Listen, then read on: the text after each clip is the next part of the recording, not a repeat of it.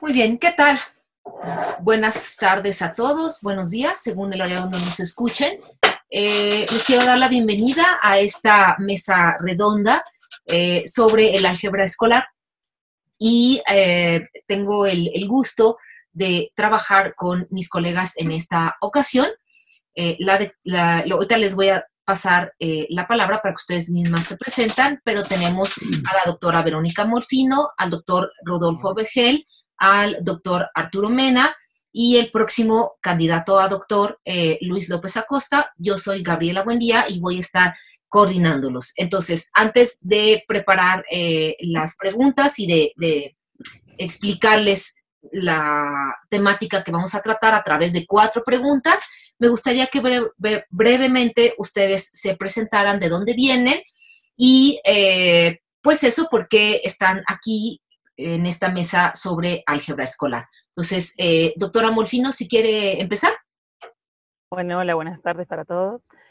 Yo vengo de Uruguay, soy de Uruguay, vivo en Montevideo y trabajo, bueno, fui formada en Cicata, esa es una de las razones por las cuales fui convocada, yo creo, porque gracias a eso conocí a estas dos excelentes profesores y personas, a Javier y a Gaby, y bueno, yo trabajo principalmente en formación docente, es decir, en la formación del profesorado, y, y bueno, ahí doy materias tanto de matemática como algunas asignaturas de didáctica, trabajo también en eso. Y bueno, y me he desempeñado también en haciendo investigación en didáctica de la matemática. Si me preguntan hoy en día cuál es mi línea de investigación, me cuesta un poco responderlo, porque he trabajado en diversas cosas. Yo, no sé, cuando Javier me invitó, le dije, mirá que el álgebra no es mi fuerte, pero aún así he trabajado, he hecho algunos artículos, hemos escrito algunos artículos en relación al álgebra. Además ahora estoy trabajando con una estudiante de maestría en una tesis que es sobre números enteros, pero bueno, tiene que ver con esto también del pensamiento aritmético y algebraico y los lenguajes que se desarrollan y bueno, un poco sobre eso. Entonces también, bueno, he estado trabajando en eso. Así que bueno, cedo la palabra para otro. Muy bien, gracias, Vero. Doctor Vergel. Ahí me escuchan bien, ¿sí? Perfecto, sí. Bueno, pues muchísimas gracias, Gabriela. Muchas gracias, Javier. A saludar a mis colegas, a Luis, a Arturo, a Verónica. Creo que es primera vez que nos encontramos en este tipo de discusiones. Eh, pues yo soy profesor de 2 programas en la universidad, de 2 programas académicos aquí en la Universidad Distrital Francisco José de Caldas.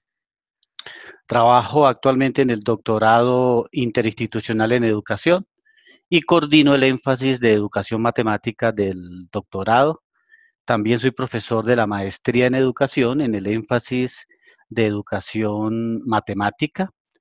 Mi línea de trabajo siempre ha sido el pensamiento, el desarrollo del pensamiento algebraico temprano. Pues fundamentalmente mi producción académica ha sido en álgebra escolar, desde la maestría hasta el doctorado. Yo tengo formación en matemáticas y en física, hice una especialización en educación matemática, mi maestría también es en docencia de la matemática aquí en Colombia. El doctorado también es aquí en Colombia, el doctorado interinstitucional en educación, en el énfasis de educación matemática. Hice un postdoctorado en Canadá, en Laurentian University, en Sudbury, Ontario. Eh, y bueno, pues muy contento de la invitación que me hace Javier de interactuar con ustedes y espero que las ideas que podamos discutir en esta mesa tengan algún impacto educativo en la formación de profesores, básicamente. Seguramente así va a ser, Rodolfo. Gracias. Doctor Mena. Yo soy Arturo Mena, gracias Gabriela, muy contento de estar contigo, con Javier y con el resto de los colegas. Ah, Agradecido la invitación. Yo tengo formación de matemáticas, primero en Estados Unidos, en Iowa, y luego me doctoré en el CICAT. Justamente la tesis que yo presenté tiene que ver con álgebra, pero en el álgebra abstracta. En una parte bastante abstracta del álgebra abstracta, en realidad, yo no sé. Pero ahora sigo trabajando en álgebra, en el estilo de una teoría que ustedes probablemente conocen, del espacio de trabajo matemático, sobre lo cual nosotros trabajamos con mi alumno doctoral en el aspecto justamente algebraico del aprendizaje del álgebra desde el punto de vista mirado de esa teoría. Yo trabajo en la Universidad Católica del Paraíso, ya soy, digamos, tenía una posición ahí, pero ya no la tengo, ya jubilé, pero estoy trabajando, estoy haciendo clases en el doctorado allí, o dirigiendo tesis en doctorado y en un programa de magíster que tenemos. Esto es en Chile, en Valparaíso es el puerto, y también en la capital, que queda a 150 kilómetros, 130 en realidad, en Santiago. Y el álgebra es mi gran amor, pero sé que es difícil para todos nosotros. Gracias. Gracias, Arturo. Y bueno, nuestro próximo candidato a doctor, Luis López, por favor. Gracias, doctora Gaby, doctor Javier, antes por la invitación, por formar parte de este pues, rico espacio académico, saludar a los colegas. Y bueno, yo soy Luis, soy estudiante ya de doctorado, estoy por finalizar mis estudios de doctorado, y en México, en el CIMBESTAF, que es allá donde conocí justamente a la doctora Gabriela Buendía y al doctor Javier Lezama. Y entonces, bueno, mi línea básicamente de investigación que estoy construyendo, pues justamente atiende el álgebra escolar, pero más centrado un poco en la parte de analítica, es decir, en la parte del análisis algebraico, a partir de los estudios que hicieron Vier y Descartes. Y bueno, con un enfoque que estamos integrando que es lingüístico, para entender un poco la interacción entre los recursos, digamos, que como lenguaje ha creado el álgebra, los multisemióticos. Y bueno, básicamente eso es lo que estoy haciendo en mi estudio doctoral. Muy Gracias. bien. Pues como se pueden dar cuenta, lo que va a ocurrir en esta mesa seguramente va a ser muy rica. Y me adelanto un poco, la tercera pregunta precisamente va a abordar los tratamientos vigentes y recientes desde diferentes visiones acerca del álgebra. Y fíjense aquí ya de entrada, los cuatro tienen una aproximación teórica, una visión diferente, por lo que seguramente los aportes van a ser súper ricos. Esa va a ser nuestra tercera pregunta, pero voy en orden. La primera pregunta se centra en el nivel básico, en los primeros años. La segunda pregunta se va a centrar más bien en el joven. La tercera pregunta se centra en una visión general sobre el álgebra, desde qué está pasando con ella hoy en día. Y la cuarta quiere hacer una reflexión sobre el impacto o el papel de lo digital en la enseñanza del álgebra. Entonces, por ahí vamos a andar.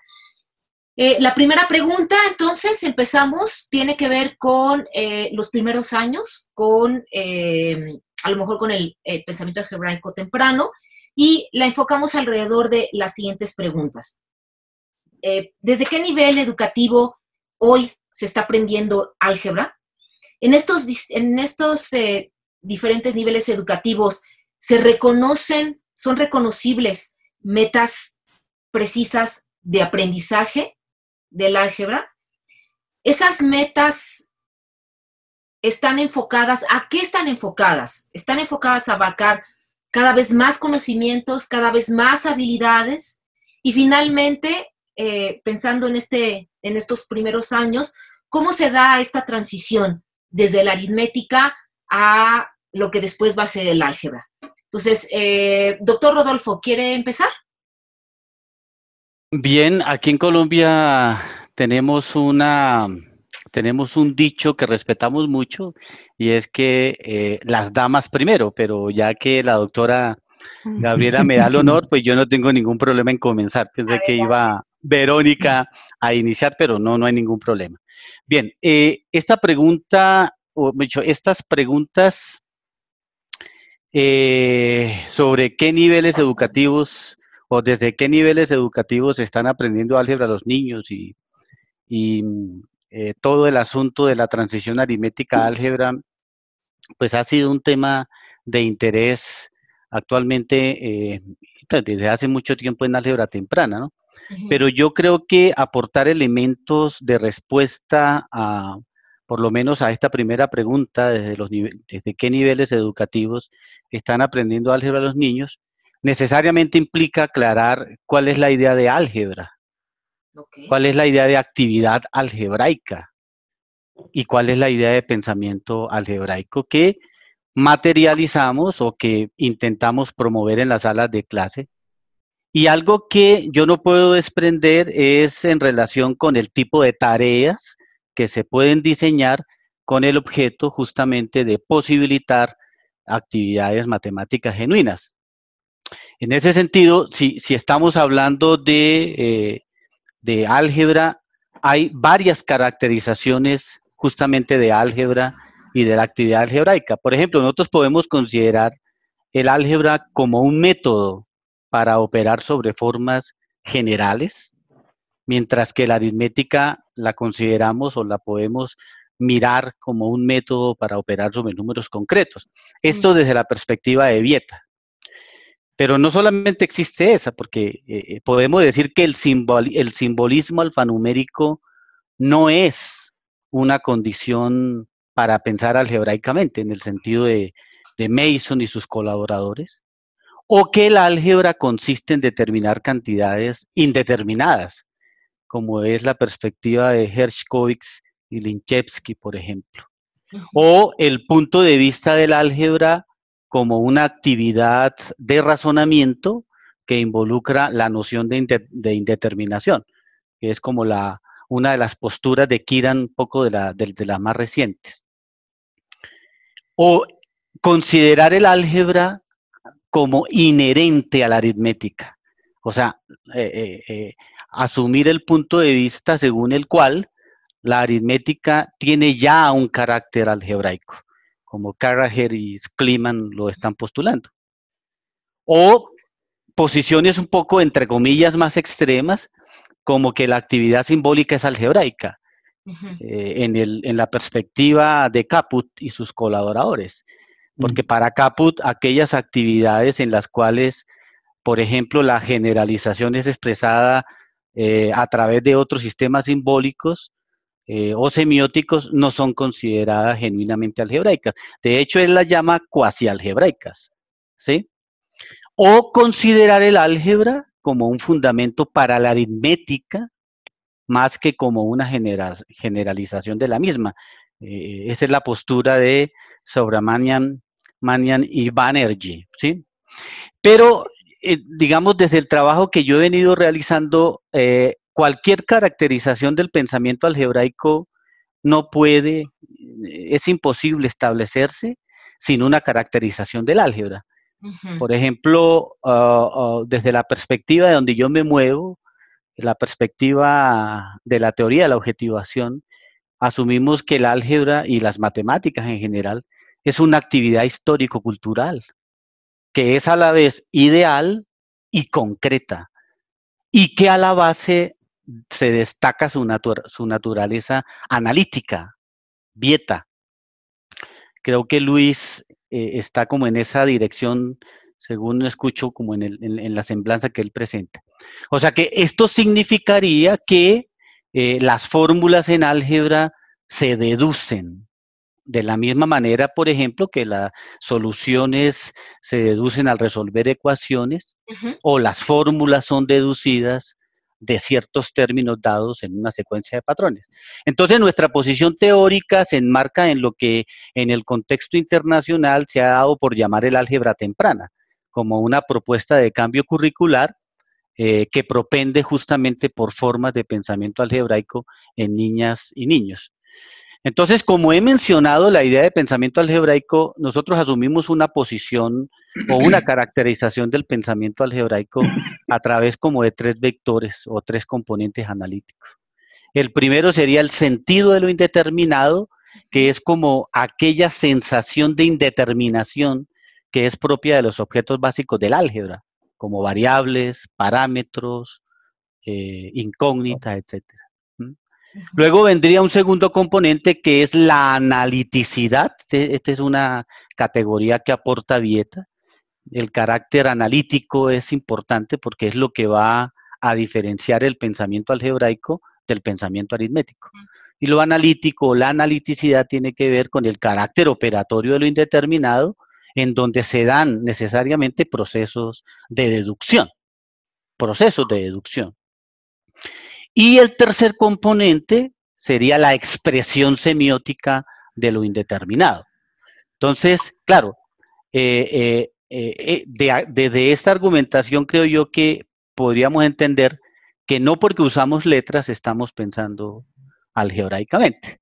De hecho, para Vieta la distinción fundamental, lo distintivo del pensamiento algebraico, decía Vieta, era la manera analítica en la cual pensamos cuando pensamos algebraicamente, ¿sí?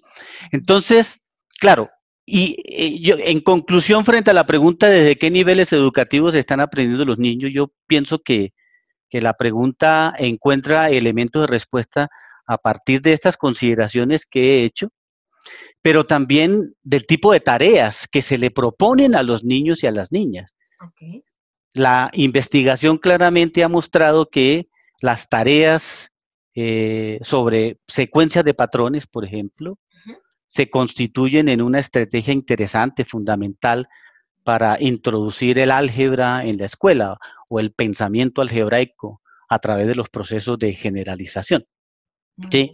Entonces, digamos que desde ese punto de vista estaría como haciendo alguna aproximación de respuesta a la primera pregunta. Pero hay otra pregunta que hace Gabriela y es los elementos necesarios que hay que considerar en la transición aritmética álgebra. Yo destacaría 3 elementos fundamentales, un poco desde el trabajo que ha hecho Kiran, porque Kiran destaca justamente que las dificultades que se encuentran los estudiantes en ese tránsito de la aritmética a la álgebra tienen que ver como con 3 aspectos. Un primer aspecto es el uso que se hace de las letras, ¿sí? Ahí hay un cambio notable en las convenciones usadas inicialmente en aritmética, ¿no? Yo creo que hay 3 aspectos ahí, sería la concatenación de símbolos, el uso de paréntesis y el uso del signo igual. Okay. ¿Sí? Yo creo. Entonces, para cerrar acá, en relación con la concatenación de símbolos, entendemos que en el contexto aritmético, concatenar 2 símbolos, o sea, poner uno a continuación del otro, es asociado a una suma. Cuando nosotros decimos 25, estamos hablando de 20 más 5, o 25 igual a 2 decenas más 5 unidades. O por ejemplo, 3 enteros un cuarto como 3 más un cuarto. Pero en el contexto del álgebra escolar, concatenar 2 símbolos usualmente es asociado con una multiplicación, ¿sí? Eso por un aspecto. Desde ese. El otro es el uso de paréntesis, ¿sí? Cuando a uno le preguntan a qué es igual la expresión 2 más 3 por 4, así, sin paréntesis ni nada, pues es usual que los estudiantes propongan al menos 2 respuestas diferentes, ¿no? Insisto, 2 más 3 por 4. Una es 20 y la otra es 14. ¿Y cómo se obtienen? Una es coloque paréntesis en 2 más 3, le da 5 por 4, 20. Y la otra sería, el otro procedimiento es coloque paréntesis en 3 por 4. Entonces sería 2 más 3 por 4, o sea, 2 más 2 igual a 14. Pero la pregunta que yo hago es, ¿qué haría que una de ellas fuese considerada equivocada? ¿Por qué? De hecho, si uno no hace uso de paréntesis o previamente no se explicita una jerarquía entre estas 2 operaciones binarias, pues tales procedimientos podrían considerarse igualmente válidos. Y entonces sería incluso, digo yo, pertinente preguntarse si la expresión a la que estoy haciendo referencia, 2 más 3 por 4, debería considerarse como una expresión aritmética válida o no. En tanto que podría ser interpretada de dos maneras posibles y en consecuencia no sería una expresión aritmética, entre comillas, bien formada. Y finalmente, el otro aspecto que resalta Kiran en esa transición de la aritmética a la álgebra es el uso del signo igual. Investigaciones que hemos adelantado aquí en Colombia, donde le hemos preguntado a los muchachos, ¿8 es igual a 8? Y dicen que no, 8 no es igual a 8. ¿Yo por qué? Porque debería ser algo así como 8 más 0 igual a 8. O debería ser algo así como 8 por 1 igual a 8. ¿Sí? Es decir, que digamos, hay una acción de operar que sugiere el signo igual. O en expresiones como 3 más 4 es igual a 5 más 2. Los niños dicen no, porque 3 más 4 es 7, no es 5. Entonces hay un carácter del signo igual como operador, y yo creo que en esa transición de la aritmética al álgebra, lo que hay que potenciar y lo que hay que tematizar, por supuesto, en eso creo que mis colegas estarían de acuerdo, es la idea de relación de igualdad como una relación de equivalencia. Bueno, yo cerraría hasta ahí porque creo que para respetar un poco los tiempos. Muy bien, gracias, doctor Rodolfo. Ya que te mencionó Luis, ¿quieres participar ahora? Pues sí, de hecho coincido mucho con los comentarios que hace el doctor Rodolfo sobre, claro, de hecho igual yo cuando pensaba en las preguntas en general y a partir de algo que igual no mencioné, otra de las componentes que tienen mis estudios son justamente revisar lo histórico epistemológico y evidentemente yo creo que, por ejemplo, hay autores que, por ejemplo, mencionan, recuerdo Socas, en 2011 hacía un llamado hacia el hecho de que habría que definir exactamente qué es el pensamiento algebraico. Y justamente cuando uno revisa la historia y el desarrollo conceptual del álgebra, se va a dar cuenta que en verdad reducir a una sola definición el pensamiento algebraico es como un poco complejo, porque pues dadas las diferentes fases, épocas, el pensamiento algebraico tenía ciertas características. Entonces es muy, muy diferente, por ejemplo, el álgebra justamente analítica que hacía Bie Descartes, con respecto, por ejemplo, al álgebra que hacía, no sé, Al-Khwarizmi, por ejemplo, en términos de que, bueno, en unos, por ejemplo, usaban el simbolismo de una manera muy, muy robusta, en el otro, por ejemplo, en el Al-Khwarizmi, pues no tenía uso de símbolos. Sin embargo, se considera, claro, actividad algebraica en sí. Entonces, uno de los aspectos que a mí me considero, bueno, más relevantes es que es exactamente, o sea, el álgebra no puede reducirse al uso de símbolos, es decir, no es una condición, y eso es lo que ha dejado también ver la literatura internacional en términos de las investigaciones sobre álgebra, que el uso de símbolos, la manipulación de símbolos no es una condición para desarrollar pensamiento. Y justamente por esas consideraciones y las dificultades que menciona el doctor Rodolfo respecto a, por ejemplo, la falta de clausura que le llaman de las operaciones y cómo el signo igual tiene que reinterpretarse, o sea, se dan cuenta que hay muchas dificultades en el paso justamente de la aritmética y álgebra, y se crean estos paradigmas del álgebra temprana y el preálgebra, que son justamente los que responden a esta como necesidad de hacer que los niños y las niñas desde etapas muy tempranas empiecen a trabajar con ideas algebraicas, es decir, no necesariamente con la manipulación y operatividad simbólica que vamos a tener, por ejemplo, no sé, en el bachillerato, pero sí a desarrollar pensamiento y razonamientos ad hoc respecto a las ideas algebraicas, por ejemplo, la generalización, los acercamientos funcionales, por ejemplo, ¿no? Y el hecho de ver a la aritmética también como una forma de, pues sí, un puente para hacer la generalización y hablar de las propiedades algebraicas más adelante. Entonces, yo creo que en términos internacionales, en concreto con la pregunta, pues sí, desde edades muy tempranas, estamos hablando de primaria, en particular en México, revisando los planes y programas de estudio, a partir del sexto grado de primaria ya inician con esta idea de las actividades de patrones, búsquedas de relaciones numéricas, con tablas. Entonces, a partir del sexto de primaria, y eso va, y claro, el enfoque es ese, justamente la idea de generalizar una propiedad numérica o figural. Bueno, eso es lo que yo podría comentar al respecto. Y sí, o sea, dejar como sí muy en claro que, coincidiendo con lo que dice el doctor Rodolfo, o sea, las características de la actividad algebraica son diversas. Y creo que también, de hecho yo fui el que propuse un poquito hablar sobre esta idea de la pregunta sobre las distintas metas y habilidades y conocimientos respecto al álgebra, porque también otra cosa que es cierta es que no se puede reducir el álgebra a una aritmética generalizada nada más, que es por lo general el paradigma como predominante un poco el del álgebra escolar. Entonces hay que desarrollar otro tipo de habilidades y conocimientos que tal vez en las otras preguntas podamos ir discutiendo. Muy Gracias. Bien. Gracias, Luis. Doctora Verónica, ¿nos escuchas? Sí, tuve que cambiarme de lugar. ¿Ustedes me escuchan a mí? Sí, perfecto. Adelante, entonces.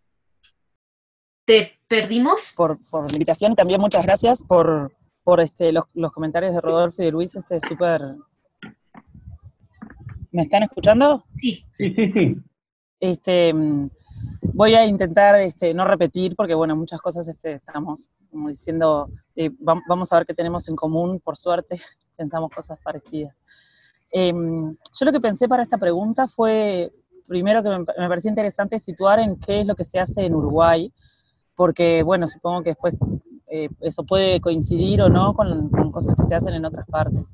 Con respecto a esto que estábamos hablando de la algebraización temprana, si bien a nivel internacional se recomienda una algebraización temprana desde niveles iniciales, en realidad en Uruguay, en los programas oficiales, la enseñanza del álgebra se propone desde primaria, sí, pero desde los últimos 3 años, que vendría a ser grados de 4 a 6.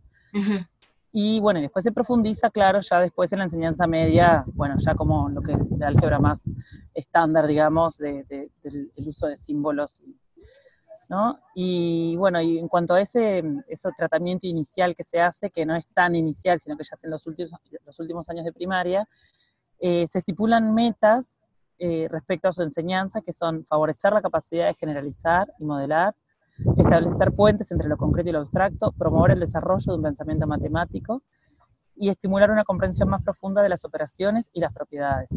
Que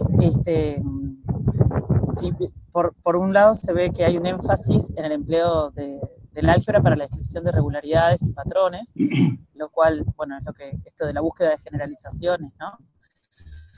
Aunque creo que debería también hacerse énfasis la generalización, ¿no? La búsqueda de patrones y regularidades. Y en esto también eso se ve de alguna manera en esto de la comprensión más profunda, por ejemplo, de las operaciones y las propiedades. Y eso me hace pensar un poco que en realidad no es... no, lo que quería decir es esto, que se va proponiendo eso de manera paulatina. En el grado 4 se centra en la idea de patrones y la noción del número generalizado. Después, en quinto año, se trabaja con la variable como número generalizado. Y en sexto ya se propone la variable como expresión de un número desconocido. Es decir, que ahí ya empieza a trabajarse no solamente a la variable como número generalizado, sino también como en su rol de incógnita, digamos. Ahora, bueno, eso después se profundiza obviamente en la enseñanza media, no tanto en el grado 7, que vendría a ser el primero de enseñanza media en Uruguay, sino sí a partir del grado 8. Y bueno, en ese hay ciertas metas que están ahí escritas que dan la pauta de que se considera el álgebra como una transición entre la aritmética, desde la aritmética, ¿no? Sin ruptura. Eso es, bueno, un poco para tener un pantallazo de cómo se dan, cuál es el sistema, o sea, cómo es el panorama aquí en Uruguay respecto a la enseñanza del álgebra. Pero bueno, una de las cosas que me gustaba, me parece interesante decir respecto a la transición entre aritmética y álgebra, es que en realidad no tiene por qué darse uno a continuación de otro, ¿no? Como una transición. Yo lo veo más como pensamientos matemáticos que están emparentados, porque el pensamiento algebraico, que estábamos todos de acuerdo que no es solamente el dominio de los símbolos y de las operaciones con esos símbolos, bueno, el desarrollo del pensamiento algebraico puede hacerse desde niveles bien tempranos. un poco como a la par del aritmético, ¿no? Pueden aprovecharse las oportunidades que brindan las actividades aritméticas para buscar, lo que decíamos, las generalizaciones, argumentarlas, reconocer cuándo hay situaciones que tienen rasgos comunes y cuándo diferentes, que es lo que nos permite trabajar con eso. Y sobre todo, el tema de la comunicación, ¿no? Que creo que eso es algo importante cuando estamos trabajando en esto de la transición o cuando un maestro, un profesor, ¿no? plantea tareas que son de tipo aritmético y que requieren y que se pueden, digamos, aprovechar para ir al borde de las posibilidades aritméticas de los alumnos. Esa es una idea de Radford. Y bueno, aprovecharlas para potenciar las habilidades, el desarrollo del pensamiento algebraico, y que eso puede ser hecho, es muy importante, digamos, que sea hecho no solamente en la búsqueda de generalizaciones o esas cosas, sino también en cómo los alumnos, en favorecer la comunicación entre los alumnos. Porque justamente algo que tiene el pensamiento algebraico es la necesidad de desarrollar los diferentes lenguajes, ¿no? Del álgebra. Y bueno, lo otro que dije así medio al pasar era esto de que no todo el mundo está de acuerdo en que esa transición sea a modo como de continuación o de este pensamiento, esto que yo digo, bueno, de las cuestiones emparentadas. Okay. Porque también hay otra postura en el cual el álgebra puede ser visto como en ruptura, ¿no? Con respecto a la aritmética. Sí. En este sentido, porque el tipo de pensamiento en una y otra área son diferentes. En el caso de la aritmética, uno parte de lo conocido y va hacia lo desconocido, ¿no? A través de operaciones aritméticas. Pero el dominio del pensamiento algebraico implica lograr concebir, en primer lugar, lo desconocido y tratarlo como algo conocido para poderlo descifrar. Esto ya es, digamos, más adelante cuando uno empieza a trabajar con la variable como incógnita o en relación funcional. Pero bueno, yo creo que en esto de considerar qué aspectos pueden considerarse en la transición, creo que ambos son importantes, ambas posturas, digamos, son importantes de tener en cuenta. Muy bien, gracias, Verónica. Doctor Mena, antes de darle la palabra, voy a empezar a abrir a dónde vamos a ir con la segunda pregunta. Entonces, oiremos su aporte en la primera y también le pido empezar a dibujar hacia la segunda, a dibujar nada más, porque la segunda precisamente empieza abordando, si a la luz de lo que están mencionando los colegas y de su propio aporte ahora, ¿cómo se está valorando el aprendizaje del álgebra en la formación matemática del joven? Precisamente, estas diferentes visiones que estamos oyendo, ¿cómo permean? Hablamos del lenguaje, manejos representacionales, operativos, con símbolos, ¿alguna otra que empiece a permear hacia dónde seguimos? Entonces, adelante, doctor Mena, por favor. Muchas gracias. Aquí en Chile se dice que comenzamos el estudio del álgebra en primero básico, porque eso depende del concepto que uno tiene de lo que es el álgebra, como que se ha explicado muy bien. Y desde el primero básico se entiende que se estaría haciendo álgebra, un niño estaría haciendo álgebra si se reconoce patrones. Ajá. En ese sentido más elemental, ecuaciones con un paso, con la suma, digo, y la resta, los niños están aprendiendo en tercero básico y resolver problemas con alguna ecuación en quinto básico, elementales, sí, por supuesto. Esto es en un ámbito un poco general, en que se entiende que uno va aprendiendo para el currículo nuestro por la vía concreta, pictórica y simbólica, que está tomado de otra fuente, pero en fin, no es en activo como uno pensaría, sino que concreto. Un poco relacionado con lo que hacen en Singapur. Pero las habilidades que el niño tiene que desarrollar, las niñas tienen que desarrollar son la solución de problemas, argumentar y comunicar, modelar y representar. De tal manera que esto es el ámbito en que esto se va desenvolviendo. Yo me alegro mucho de estar al final porque hay varias cosas que dijeron que yo pensaba así, pero dijeron mucho mejor. Están bastante clara la exposición, digamos, de la complejidad de esto, que es el álgebra, es algo bastante discutible, y si uno va a seguir algún principio histórico, bueno, eso es el estudio que Se ha dicho aquí mismo, ¿no? Yo decía que, bueno, hay una parte histórica epistemológica que es muy relevante en todo este estudio, pero si uno piensa en la historia, entiende yo que Rodolfo hablaba de la analiticidad en el sentido de lo que Dieta nombra como logística especiosa, y por oposición a la logística numerosa, esto es trabajar con números o trabajar con, digamos, letras o algo que son especies. Cuando uno lo piensa así, encuentra que hay algo interesante allí, en particular relativo a la transición que se habla, porque realmente esa transición parece que no se termina de hacer. Pensando que uno trabaja en álgebra como trabaja números, pero en lugar de números pone letras. En esa excepción, nosotros hemos estudiado acá nuestros digamos, análisis que hemos hecho, experimentos, digamos, observaciones que hemos realizado, muestran que el profesor, aunque sepa álgebra, se siente más seguro con el cálculo numérico. Entonces, aunque tenga el instrumento del álgebra en sus manos para resolver un problema, a veces lo hace de todas maneras de forma aritmética, de una forma diferente. Y en ese sentido nos parece súper interesante, por ejemplo, considerar algo que Yuval había hecho hace un tiempo atrás, que para un matemático, para un profesor de matemáticas, no es trivial, entonces no es enteramente sencillo, aparentemente, pero para un niño lo es más. Y el dato que yo recuerdo de Duval es que cuando uno pasa, por ejemplo, sistemas de ecuaciones y está haciéndolo solamente con números, digamos, los coeficientes son números, puede tener el curso de un 80% entiende y el 20% no.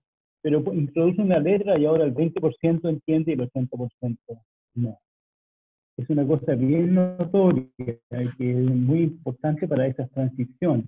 Y por otro lado, cuando se piensa nomás que el álgebra, y ya se dijo con mucha más claridad que yo lo que podría yo decir, cuáles son las diferentes aproximaciones de este estudio del álgebra, uno se encuentra con que cuando se hace esa transición en la literatura de los textos, no se hace bien, porque trabajar con números, los números son números, pero decir 1 dividido por 3 uno lo puede escribir.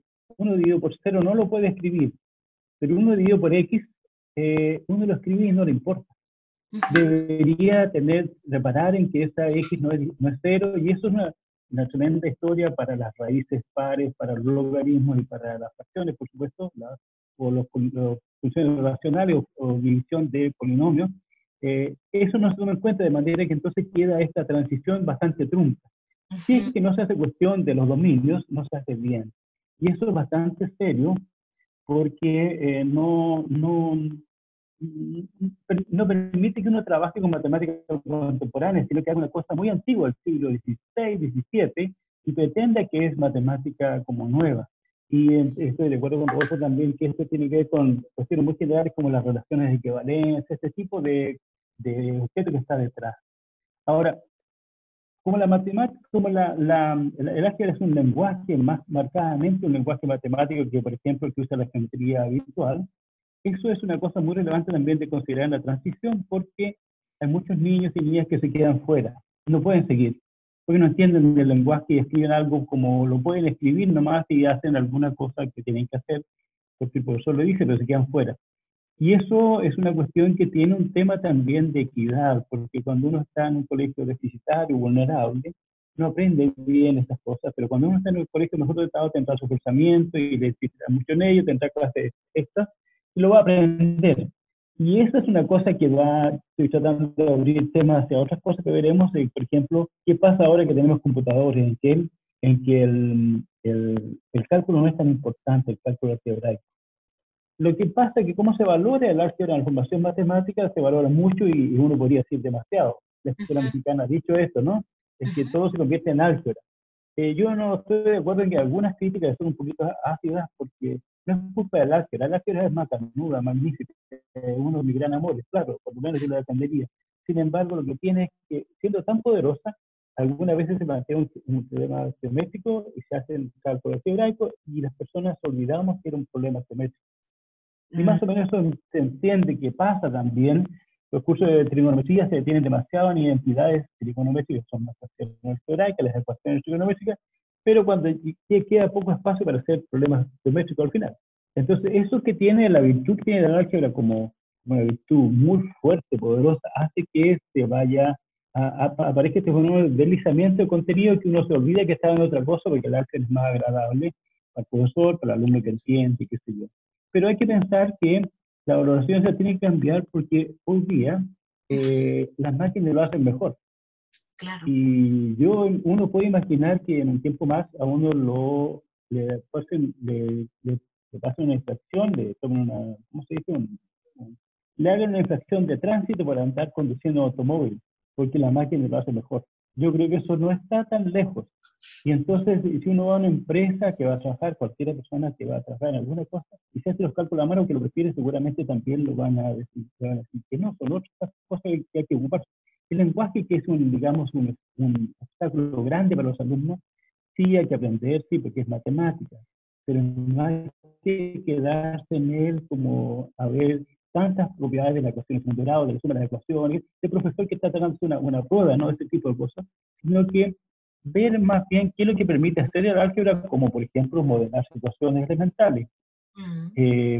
Y ver también que en todo esto hay algo que recordar, y es que los niños puedan todos aprender. Y cuando hacemos mucho énfasis en el lenguaje, algunos tenemos que hacer, pero si hacemos mucho, entonces estamos dejando algunos atrás, definitivamente atrás. Me queda un momento para decir un comentario adicional. Sí. Gracias. Ok, muchas gracias.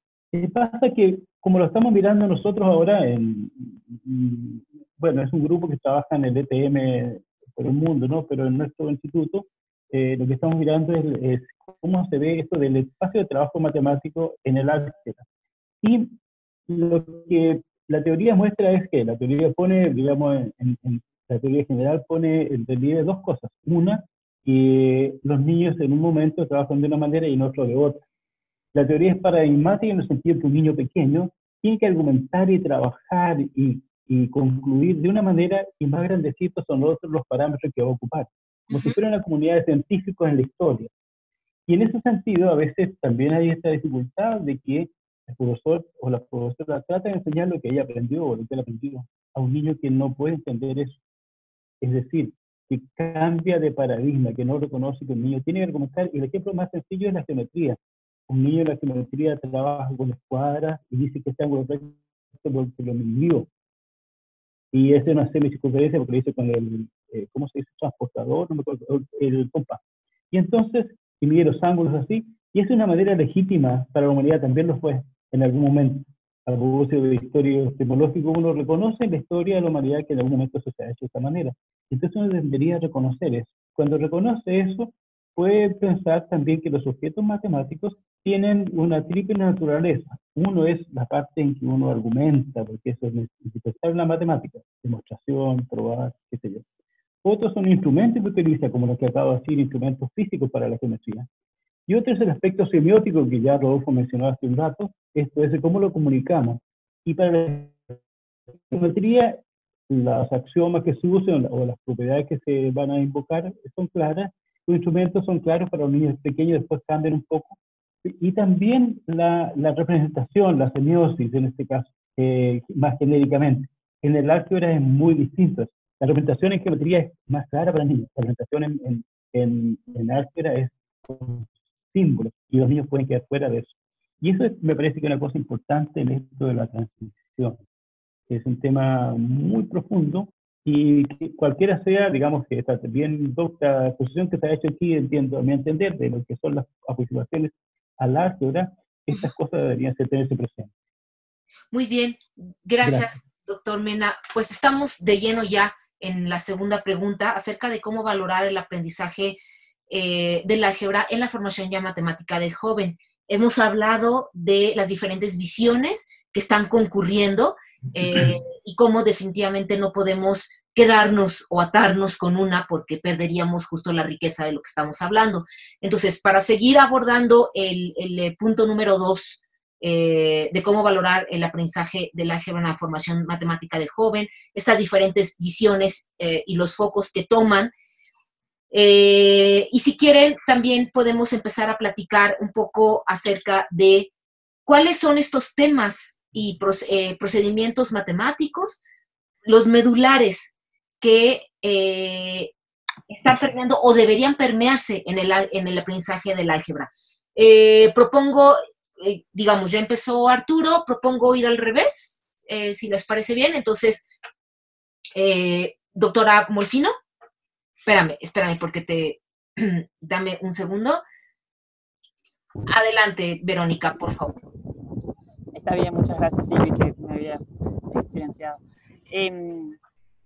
Bueno, yo lo que estuve viendo fue que, lo que sabemos, por ejemplo, una de las cosas que nosotros, los profesores, los investigadores, todos nos fijamos es qué pasa a nivel internacional, ¿no? Con cuáles son las metas que se propone para la enseñanza del álgebra, y una referencia obligada es la NSTM, ¿no? Y yo ahí, bueno, lo que ahí dice es que es importante considerar como metas, ¿no? La comprensión de patrones,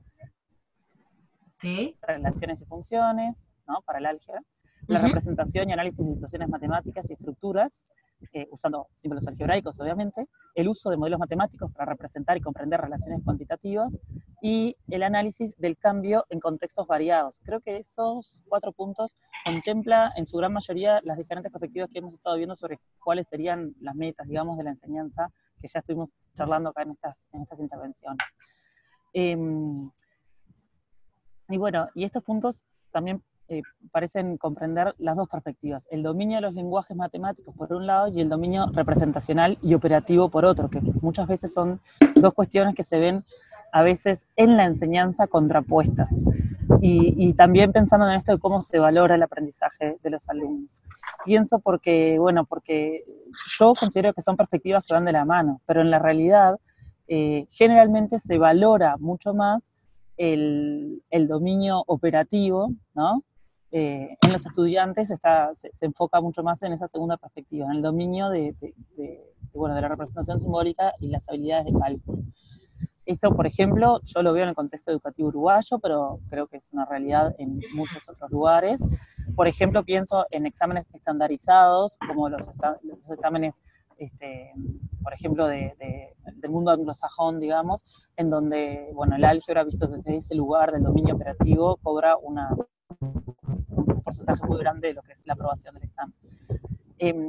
Bueno, después con respecto a lo que ocurre, lo que creo que puede estar provocando, digamos, ese énfasis excesivo en lo que es el dominio de las operaciones básicas y en detrimento a veces de la conceptualización de lo que es una variable, qué representa, puede ser debido tal vez a que no se hace, como que no se centra la enseñanza en hacer una transición entre los diferentes lenguajes. Nosotros estamos trabajando en esto de ver los diferentes lenguajes que viven en el aula, desde el lenguaje coloquial matemático, que vive en el aula aunque no lo queramos, hasta el lenguaje formal. Pero ¿qué ocurre? Que en eso, entre un lenguaje y otro, hay como una diversidad de lenguajes que nosotros, desde esta perspectiva que estamos trabajando en la tesis, que es a partir de la teoría de la TAD, y con estudios que se han hecho aquí en Uruguay también, son los lenguajes intermediarios, ¿no? que transitan entre esos dos. Y yo creo que una clave podría ser de repente hacer hincapié en esas, digamos, en que en el aula de la enseñanza, o sea, cuando uno está enseñando matemática, que los profesores sean conscientes de esos diferentes tipos de lenguajes que viven y que no siempre vamos a estar trabajando, los alumnos no van a estar hablando en el mismo lenguaje que los profesores, y bueno, ese es el tipo de cosas que esta teoría permite, nos ayuda, nos aporta.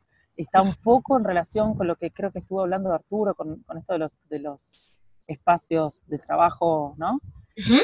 Que bueno, en esto de decir que hay diferentes espacios de trabajo que conviven en el aula, bueno, me parece que esto podría de alguna manera ser cosas que van de la mano y pueden aportarse mutuamente esas dos perspectivas de la teoría de la enseñanza del álgebra.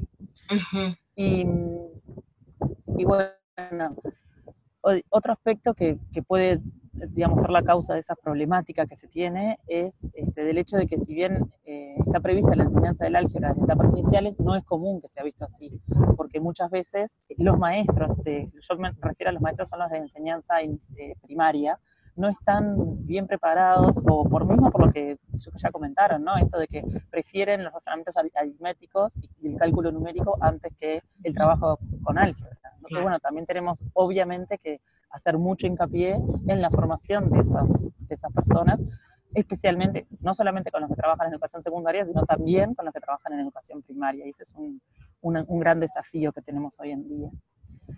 Y bueno, para ir cerrando, no quiero tampoco estar tanto, pero quería hablar algo de lo que dijiste de la pregunta 3, tratar de responder esto de cuáles son los temas y procesos matemáticos medulares para el aprendizaje del álgebra. Bueno, yo creo que hay un estudio de Kai y Knuth del 2011 que tiene varios es un libro, una compilación, digamos, se llama Early Algebrization o algo así. Y ese libro tiene una compilación de varios artículos bien interesantes, uno de ellos de Radford, otros de Kieran, estas personas. Y bueno, y una de las cosas que ellos dicen es que es la consideración de diversos objetivos, ¿no? De cuáles son los procesos a considerar como no solo el operativo. O sea, el álgebra, digamos que tiene que ser vista como herramienta para comprender, para expresar, para comunicar generalizaciones, para revelar la estructura interna de la matemática y para establecer conexiones y formas y formular demostraciones matemáticas. Y bueno, me parece que esa es algo que bueno, esto de poder, esto de la estructura interna me parece súper interesante porque de nuevo se relaciona con esto que decíamos del vínculo con la aritmética, ¿no? Y de cómo la comprensión de cómo funcionan esas operaciones, por ejemplo, nos ayuda al desarrollo del pensamiento algebraico. También, no solamente, estamos hablando mucho de la aritmética, pero yo creo que el contexto geométrico también tiene mucho para aportar cuando uno intenta hacer generalizaciones, y de hecho, la generalización que la humanidad en la construcción de conocimiento ha encontrado para la geometría es a partir del álgebra. O sea que ahí, como ya varios mencionaron, esto de que el álgebra es tan poderosa que empieza, digamos, a ser herramienta para el resto de las áreas de la matemática también.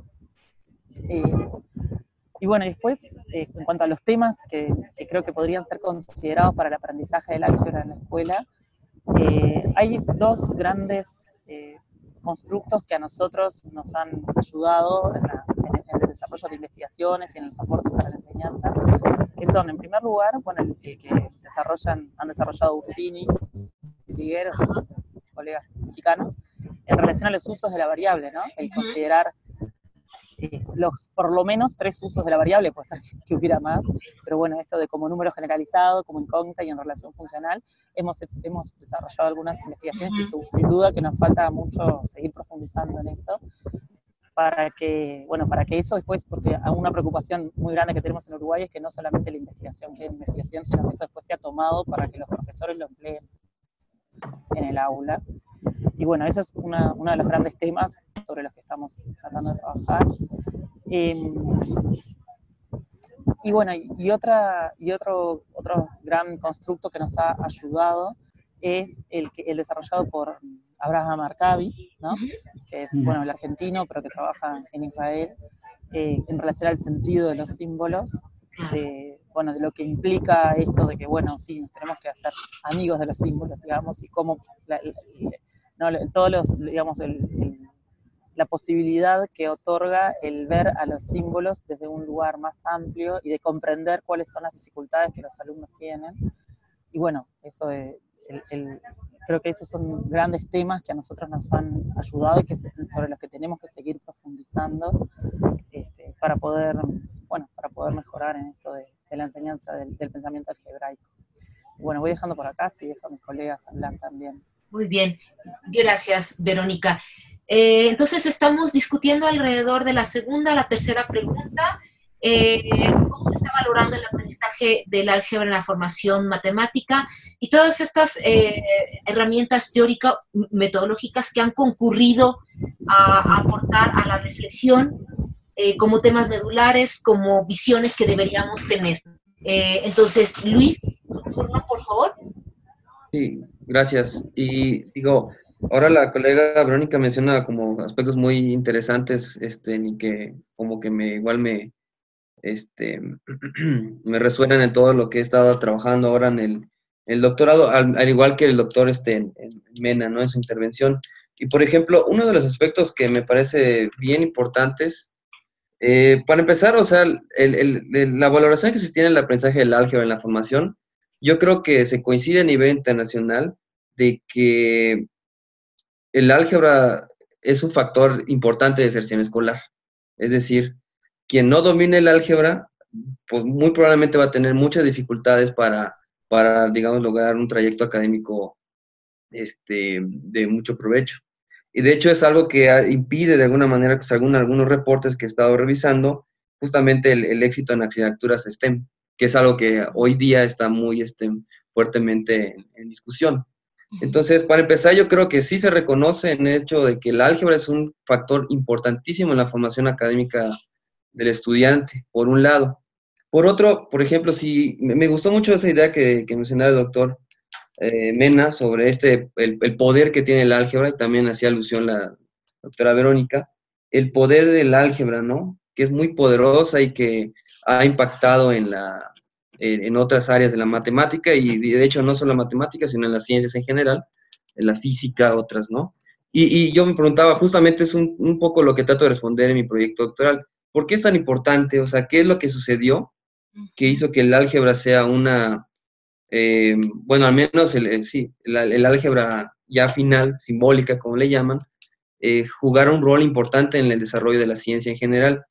Y digamos que uno de los aspectos fundamentales que hay que considerar es que el álgebra, por ejemplo, que se produce a partir del análisis, digamos, el acercamiento analítico algebraico que tenían Bied y Descartes, va a probar que el álgebra va a construir un discurso que va a ser eminentemente escrito. Es decir, el recurso, digamos, en términos lingüísticos, y cuando articulamos justamente en términos de lo semiótico, el álgebra, a partir del álgebra simbólica que desarrollaron en la etapa analítica, va a articular tres recursos semióticos bien importantes, que es la imagen, el lenguaje natural y el simbolismo.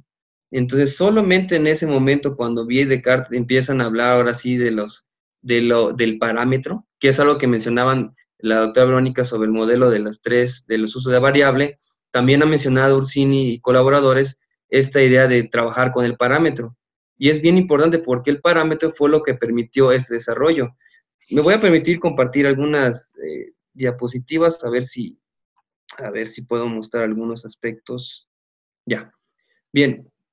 Yo creo que, por ejemplo, uno de los aspectos que sí también considero bien relevante es que, para empezar, sí, el álgebra no se puede reducir a un lenguaje.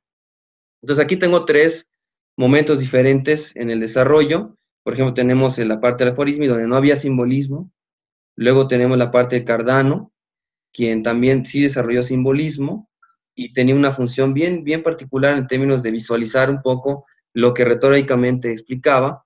Y por último, tenemos un extracto del tratado de Thomas Harriot, que fue un seguidor de Bied. Thomas Harriot, al igual que Bied, empezaron a ver las relaciones que había entre las soluciones de una ecuación o de un polinomio y los coeficientes que tenía. Este desarrollo, que fue, digamos, lo que permitió la creación de las fórmulas matemáticas, como las conocemos hoy día, fue a partir de determinar o de la construcción de la cantidad paramétrica. Es decir, aquello que está dado en el problema, pero que es general, en cierto modo. Entonces, este desarrollo del parámetro permitió al álgebra desarrollar un sistema semiótico, en particular el simbolismo, que le permitiera determinar y construir nuevo conocimiento sin tener que estar tratando con el problema real. Es decir, visualmente se podían determinar relaciones. ¿Cuál es, por ejemplo, la relación entre la raíz y el término independiente de un polinomio? Que, por ejemplo, el grado n-1 de un polinomio, si yo los voy multiplicando, dados dos binomios, va a ser la suma de las raíces. El grado n-2 del polinomio va a ser el producto por parejas bueno, todo este aspecto que narro es porque justamente en este momento de la historia permitió un desarrollo que antes no había. Es decir, el álgebra, antes de los humanistas franceses, de Vieri y los demás, estaba centrado justamente en la técnica, en el método, en el análisis de la ecuación, en cómo resolver la ecuación, pero a partir de ellos empezó justamente a construir la fórmula algebraica. Es decir, todo esto que conocemos en el escolar, los productos notables, la factorización, bueno, se da a partir de la construcción de esta cantidad paramétrica. Y lo interesante, y aquí otro aspecto que mencionaba la doctora Verónica, es que justamente yo cuando analizo el trabajo de Vieri y Descartes, me doy cuenta que lo paramétrico va a estar muy asociado fuertemente al trabajo geométrico.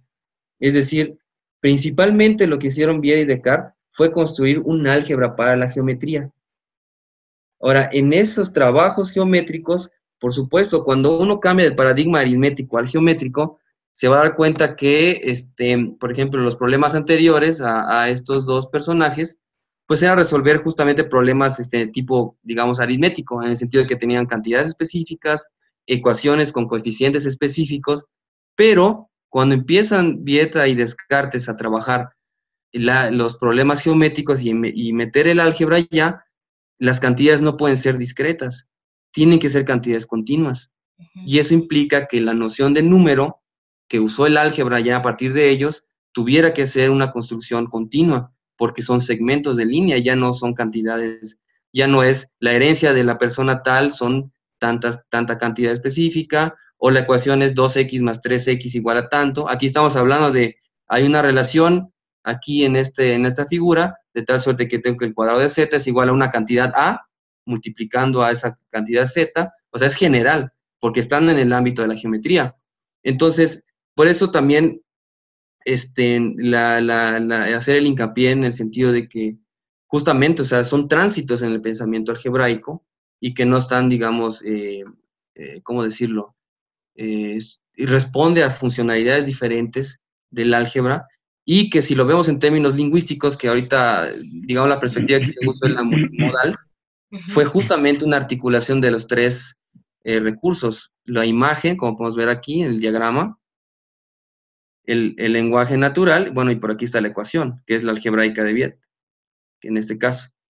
Entonces, en este momento fue cuando se articulan los tres recursos semióticos y le da todo el potencial que hoy día la matemática tiene. Digamos, muchos historiadores mencionan que a partir de Descartes, por ejemplo, la ciencia se algebrizó, por ejemplo. Y justamente tiene este carácter, es decir, si no se hubiera creado esta cantidad paramétrica, no existirían fórmulas matemáticas. Y si no hay fórmulas matemáticas, entonces el desarrollo de la ciencia, también, digamos, quizás hubiese tenido un desarrollo muy diferente al que tenemos hoy día.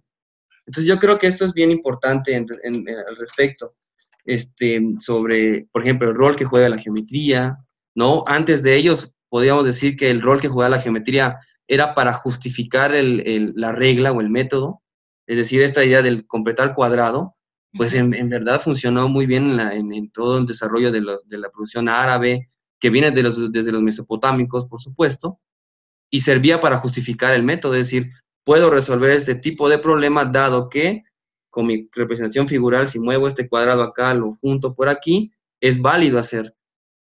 Pero aquí estamos viendo que la geometría está siendo objeto de estudio diferente, usando álgebra. Claro. Entonces, sí, claro, tiene esos paradigmas como de desarrollo bastante diferentes y que por lo tanto, yo por eso, digamos, también me cuestionan mucho, bueno, ¿qué esperamos que aprendan, por ejemplo, los estudiantes de primaria?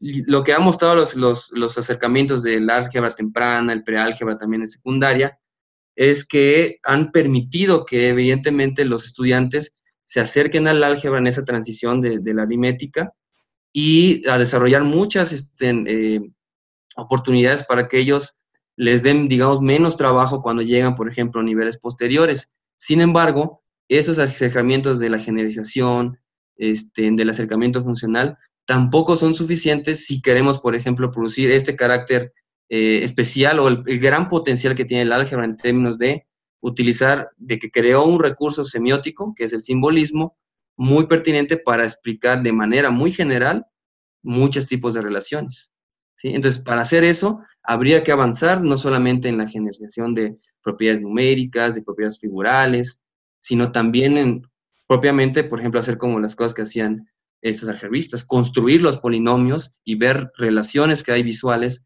entre las cantidades que están involucradas, ¿sí? Entonces, creo que en eso es igual como una reflexión, igual que intento como también mostrar, porque, por ejemplo, si yo pienso ahora, no sé, las reglas para factorizar y todo, o de los productos notables, podríamos pasar, en vez de dar la fórmula a más b al cuadrado es igual al cuadrado de a más el doble producto de a por b más el cuadrado de b. O a, por ejemplo, pasar y construir, multiplica a más b por a más b. Identifica qué relaciones hay entre los coeficientes y los elementos que están en los binomios. O cuando multiplico un trinomio, ¿qué es lo que pasa? Y a partir de la identificación de esas relaciones visuales, uno ya poder, y como de alguna manera, institucionalizar cuál es la fórmula general para multiplicar un binomio al cuadrado, por ejemplo. O sea, son cuestiones que de alguna manera también la historia como deja ver y que podrían ser pertinentes para un acercamiento también escolar. Claro. Entonces, no sé si... Bueno, Vamos quisiera hacer la palabra... Una ronda más para cerrar, entonces, si quieres, damos la palabra, por favor, al doctor Rodolfo, y deja de compartirnos tu pantalla. Entonces, doctor Rodolfo, adelante, por favor. Gracias, Gabriela. Yo voy a abordar primero la tercera pregunta y luego me voy con la segunda, porque me parece que hay elementos en la tercera pregunta que me pueden servir de insumo para aproximar un poco la segunda pregunta. Bueno, en primer lugar, decir que estoy de acuerdo con lo que señaló inicialmente Arturo, y que el esfuerzo que se hace en Chile de trabajar el álgebra o el pensamiento algebraico a través de secuencia de patrones desde primero de primaria me parece que es importante. Eso no sucede en muchos países. Aquí en Colombia es un poco complicado. Bien, en relación con los temas o los procesos matemáticos medulares para el aprendizaje del álgebra en la escuela, pues yo pienso que habría mínimamente, porque nos podríamos desbordar hablando de muchos procesos y muchos temas, procedimientos, etcétera, pero yo creería, y no sé si mis colegas estarían de acuerdo conmigo, en que mínimamente tendríamos que hablar por lo menos de los procesos de generalización. Y esos procesos de generalización, tal y como lo muestra la investigación en educación matemática, pues parecen ser muy importantes, muy pertinentes, pues favorecen el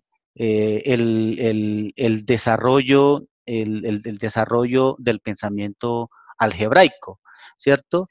Y yo creo que estos procesos de generalización a través del abordaje de secuencias de patrones numéricas o secuencias de patrones figurales, me parece que es prometedor en términos de lo que pueden producir, de lo que pueden decir los niños y los jóvenes, ¿sí?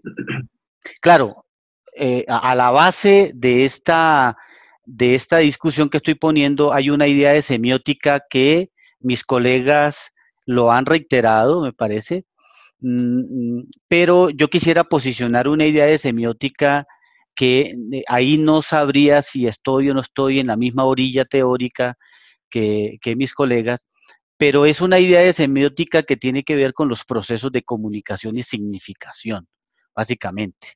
O sea, es una idea como la posiciona Umberto Eco, como una teoría de cómo el signo significa.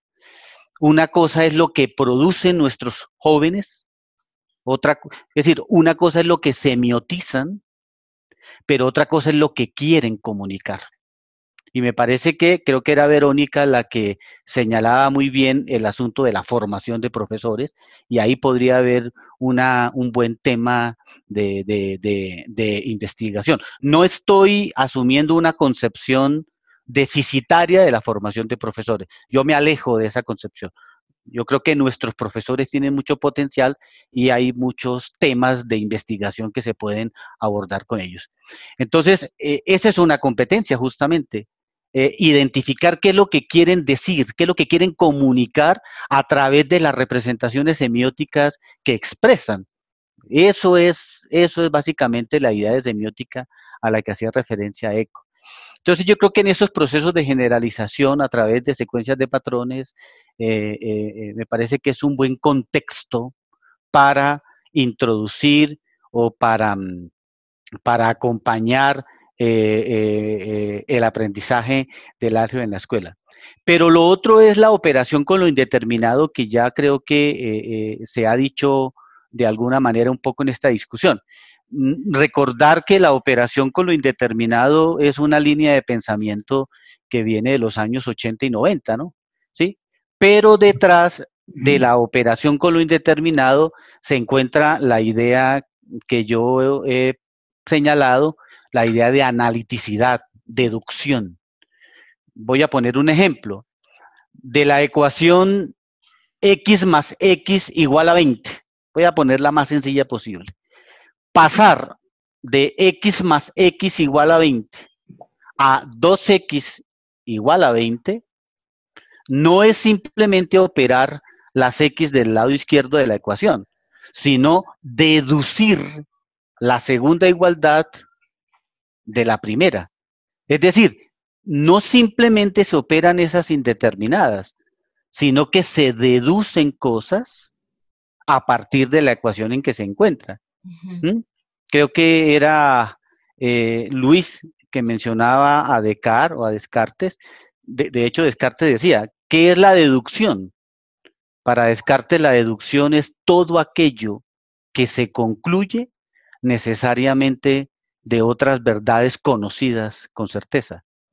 Claro, yo podría decir de 2 más 5 igual a 5 más 2, ¿sí? Repito, de 2 más 5 igual a 5 más 2, puedo deducir que 2 más 5 más 1 es igual a 5 más 2 más 1.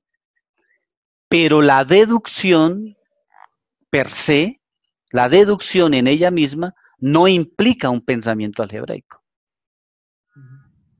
Necesitamos las cantidades indeterminadas, pues la forma de predicación algebraica es general, ¿sí?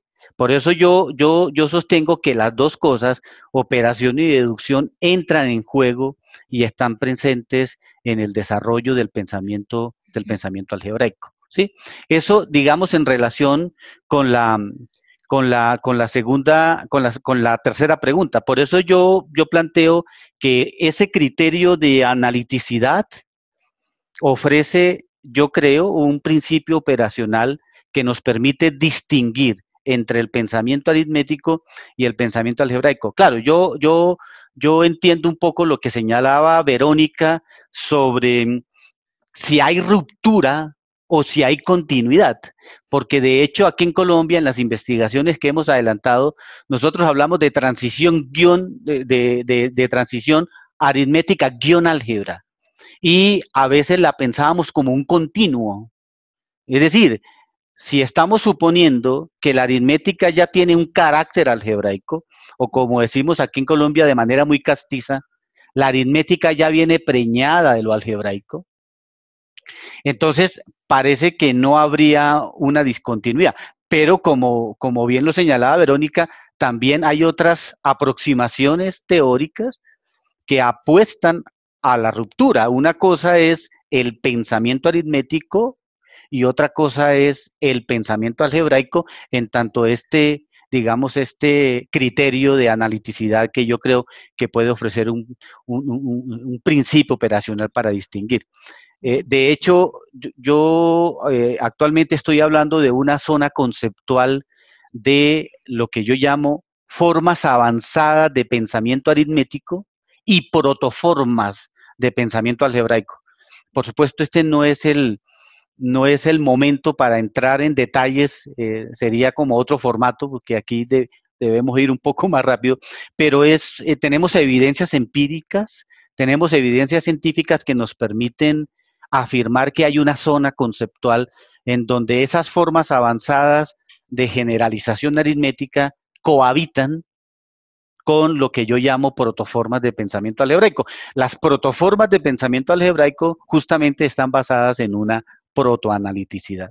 Entonces, recapitulando en relación con la tercera pregunta, pienso que mínimamente estaríamos de acuerdo en este trabajo con lo indeterminado, pero un trabajo con lo indeterminado no de manera mecánica. O sea, claro, hay un aspecto sintáctico allí, pero me parece que hay que tener bajo vigilancia, estar muy sensible a esos procesos de deducción y que los estudiantes, aquí ya empiezo a abordar un poco la segunda pregunta, sean conscientes de esos procesos de deducción. De hecho, nosotros en la teoría de la objetivación, el aprendizaje lo definimos como una toma de conciencia, ¿sí? Como una toma de conciencia. Entonces, serían como esos dos aspectos mínimamente.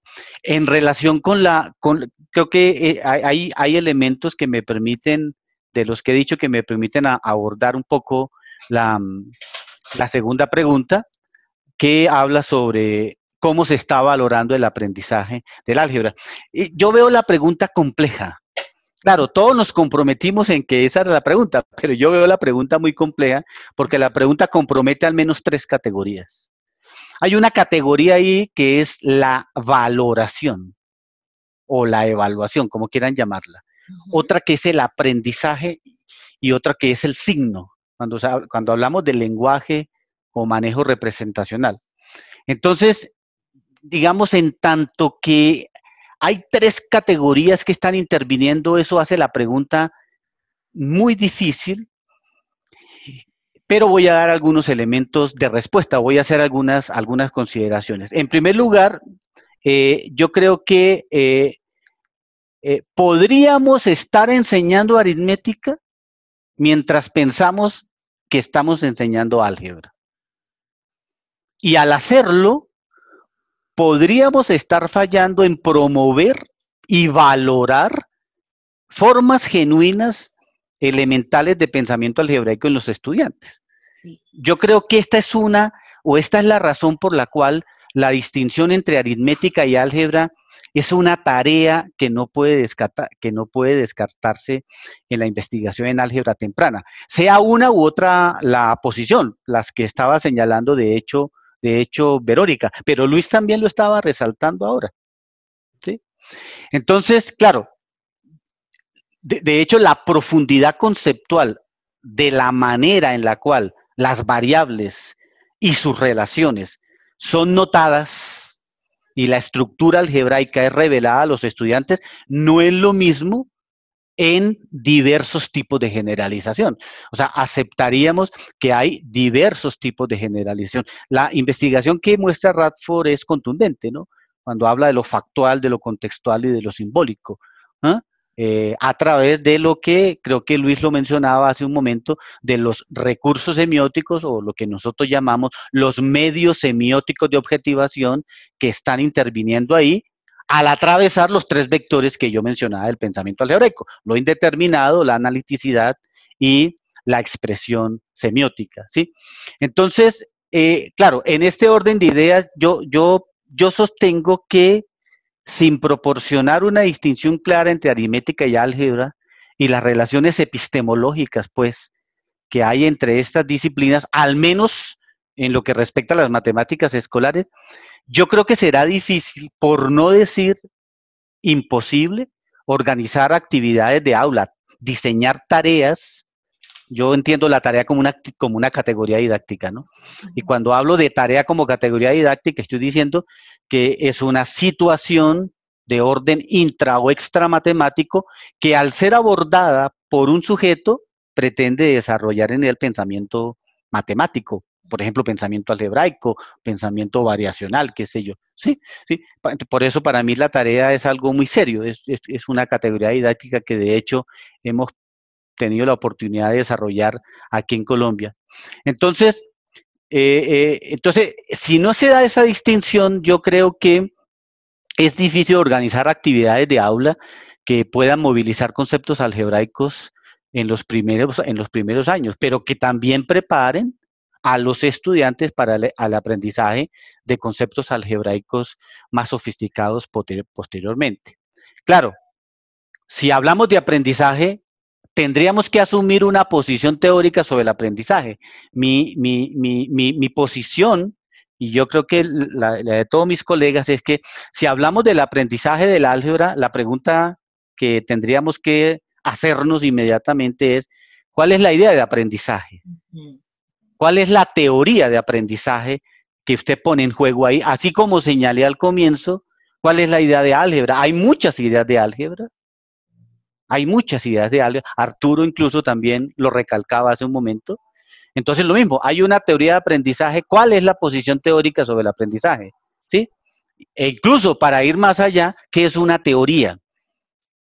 Porque como dice Heidegger, una teoría es una forma de ver el mundo.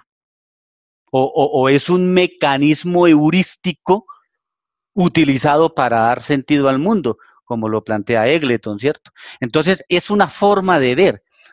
Si es una forma de ver, yo, desde la posición en donde me anclo, diría que el aprendizaje es el encuentro con un saber algebraico. Es el encuentro con un saber algebraico. Pero es el encuentro y su transformación subjetiva en algo que aparece en la conciencia. Por eso yo mencionaba hace un momento que nosotros tematizamos y autorizamos la idea de aprendizaje como una toma de conciencia. Eso es lo que nosotros llamamos objetivación, que involucra también proceso de subjetivación, porque los estudiantes se van transformando necesariamente. Quisiera terminar con esto, por supuesto, sin evadir la pregunta, la segunda pregunta, porque había mencionado la valoración, el aprendizaje y el signo. Creo que ahí, en lo que estoy discutiendo, podría haber algunos elementos de respuesta sobre esa valoración. Yo pienso que un aspecto importante que no puede evadir esta pregunta, me refiero a la segunda, es primero la naturaleza analítica del álgebra. Creo que Luis lo mostraba ahora con mucho detalle. Y yo creo que desde nuestra perspectiva no podemos desconocer el papel de los signos. De hecho, la segunda parte de la pregunta habla del lenguaje o el asunto de la representación. Aquí hay que hacer una distinción muy clara, colegas. A mí me parece que, por lo menos desde la postura de Mason y sus colaboradores, para ellos, el simbolismo alfanumérico no es una condición para pensar algebraicamente. Si miramos un poco más en detalle, la idea de Mason del lenguaje procede de una filosofía empirista, de Locke, y aparece en un esquema epistemológico que es sensación, ideas, palabras. Es decir, esta relación entre cognición y signo plantea que primero son las ideas, luego las palabras. Primero son las ideas, luego las palabras. Por eso Mason dice, usted debe percibir algún patrón de regularidad y luego expresarlo sucintamente. Así puede comunicar su percepción a otra persona. Esta posición, que si bien es una posición que procede de la filosofía empirista y que para Mason el simbolismo alfanumérico, las X y las Y no son necesarias para pensar algebraicamente, yo creo que es una posición internacional muy defendida, ¿no? Si no aceptamos eso, no estaríamos aceptando que los babilonios hicieran álgebra. Y los babilonios no tenían ni las X ni las Y, ¿no? Ellos no tenían esas cosas. Y estaban haciendo álgebra de nivel. Ni tampoco aceptaríamos entonces que los chinos, con los problemas de diagonalización de matrices, estaban haciendo álgebra de la buena, como se dice aquí en Colombia. ¿Sí? Entonces, esa es como la primera posición. Pero hay otra que es Caput. Para Caput, la actividad simbólica es algebraica, ya lo había dicho. Para él, esas actividades en las cuales la generalización es expresada a través de otros sistemas semióticos no son consideradas genuinamente algebraicas, lo dice así Caput, genuinamente algebraicas. Eso es lo que llama él las cuasi algebraicas. Claro, la idea del lenguaje allí en Caput, en el trabajo de Caput, también procede de una filosofía empirista, pero hay un aspecto fundamental acá. Hay un aspecto que hace la distinción con respecto a la posición de Mason. Es que el lenguaje y los signos adquieren un rol cognitivo. Eso es clave. Ahí aparece Condillac, el trabajo de Condillac. De hecho, Condillac es un precursor del concepto vygotsiano de signo como mediador de las funciones psicológicas. ¿Cuál es el problema que yo veo o la dificultad que yo veo con la teorización que propone Caput y sus colaboradores? Pues la dificultad está principalmente, y esto nos remitiría de alguna manera a sustanciar un poco la primera pregunta que se hizo en esta discusión, y estaría principalmente en el álgebra temprana. Hay una visión restringida que yo diría emana de su exigencia de que el pensamiento sea expresado a través de simbolismo alfanumérico. Entonces, eso evidenciaría una falta de reconocimiento de formas no simbólicas de pensamiento como genuinamente algebraicas. De hecho, yo creo que hay una atribución de una naturaleza algebraica a formas de pensamiento que de hecho son aritméticas. Entonces, miren lo difícil que es valorar el aprendizaje del álgebra si estas consideraciones no las tenemos en cuenta. Que creamos que estamos enseñando álgebra porque estamos introduciendo las X y las Y de pronto no estamos enseñando álgebra ni siquiera aritmética. No sabemos qué monstruo estamos ahí cultivando, ¿sí? Pero también se olvida el hecho de que el pensamiento aritmético recurre también al simbolismo alfanumérico. Si yo les digo a ustedes, que es lo que usualmente hacen los maestros, 2 más 3 es igual a 3 más 2. 1 más 6 es igual a 6 más 1. 8 más 7 es igual a 7 más 8. Y sobre la base de estos ejemplos, o muchos otros, llegan a concluir que A más B es igual a B más A. La pregunta, ¿es eso pensamiento aritmético? ¿Es eso pensamiento algebraico? Digamos que ahí estaría como la pregunta. Entonces yo pensaría que digamos que la idea de aprendizaje habría que afincarla necesariamente en una aproximación teórica, primero. Lo segundo, esta discusión que he puesto sobre el signo, que a mí me parece capital para valorar el aprendizaje del álgebra en la formación matemática de los jóvenes. ¿Y qué es lo que estamos entendiendo por valoración? Valoración. De hecho, en la teoría en la que yo me ubico y en la que he venido trabajando hace mucho tiempo, la idea de valoración tenemos que, casi que nosotros nos da como escalofríos hablar de evaluación o valoración. Nos gusta más hablar de actividad en tanto labor conjunta, y en el marco de esa actividad considerar el tipo de tareas, la calidad de esas tareas, por ejemplo, la calidad de la interacción, el rol del profesor, ¿sí? La manera como los estudiantes producen y cómo comunican lo que producen, la idea de semiótica, un poco de eco que aparece ahí en el fondo, ¿sí? Entonces, esos serían como esos elementos. Yo terminaría con esto, si me permiten, de quizás hecho, unos 30 segundos más. Sí, perfecto. Y aprovechamos para que pueda dar efectivamente su cierre. Y si pudiera, en este cierre que está haciendo, tocar un punto importante, el papel de lo digital en el Correcto. álgebra. Muy bien, Gabriela, muchas gracias. ¿Con eso cerramos? Sí, exactamente, muy bien. Entonces, termino con estas dos preguntas y entro entonces, por la sugerencia que tú haces, Gabriela, que me parece bien, a la cuarta.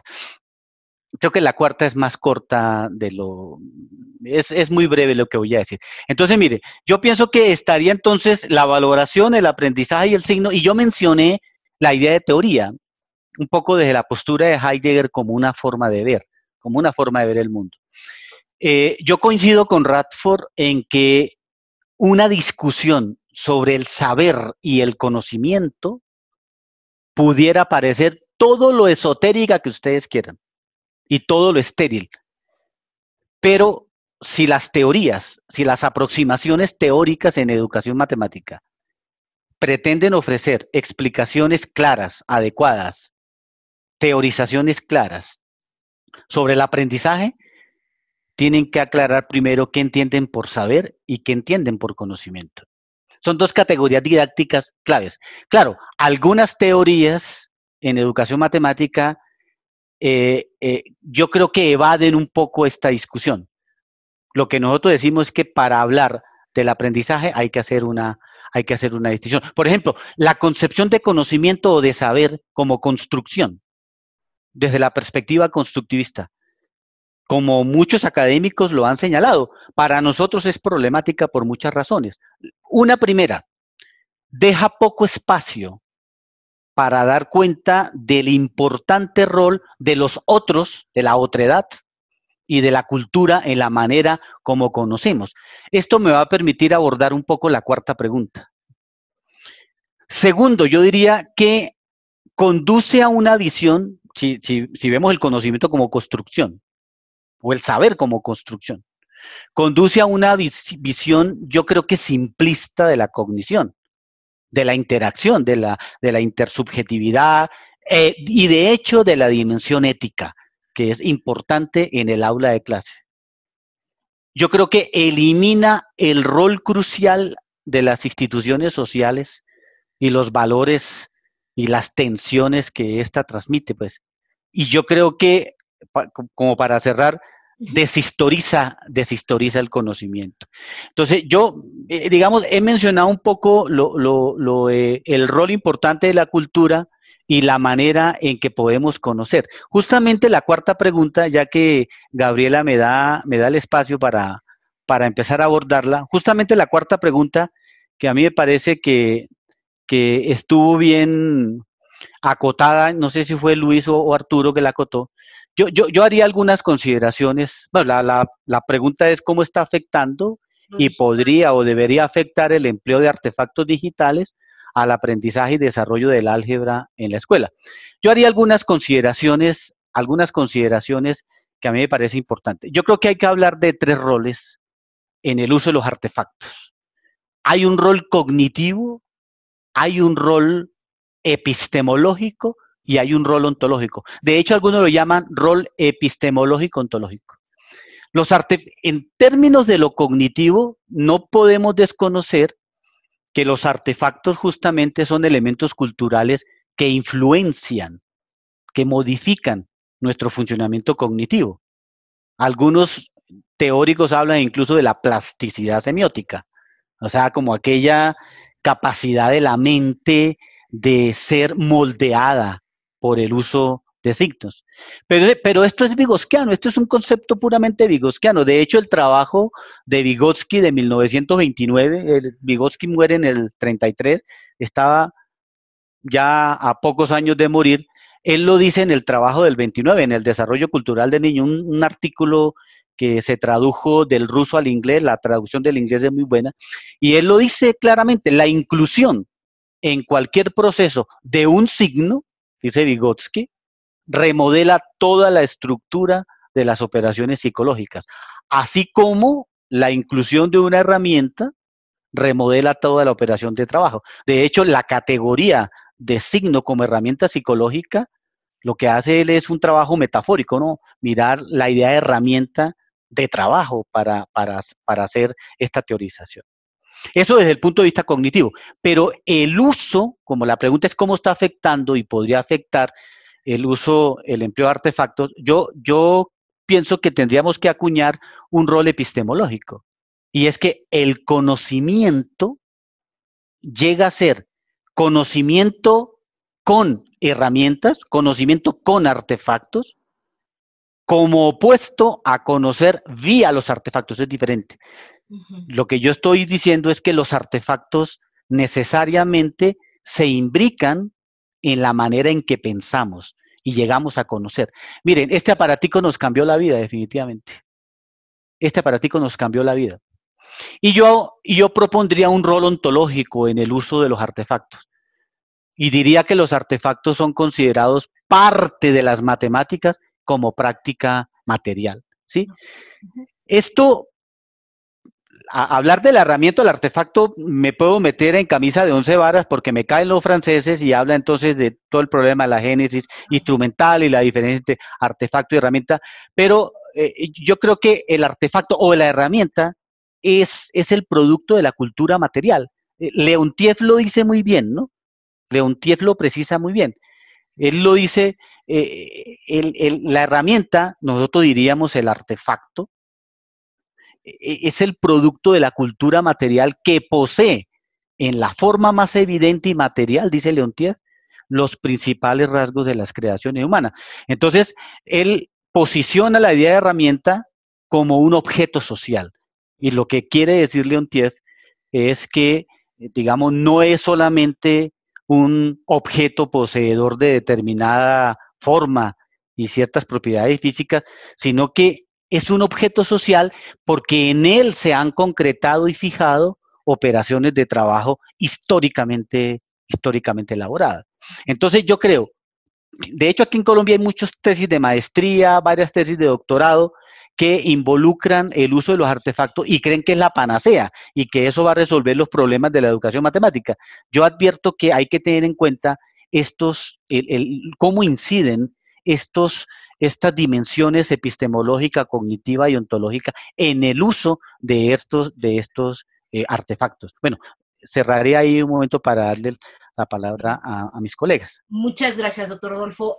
Luis, ¿quieres dar tus comentarios finales y también alguna reflexión acerca del papel de lo digital? Y también ya cerramos tu participación.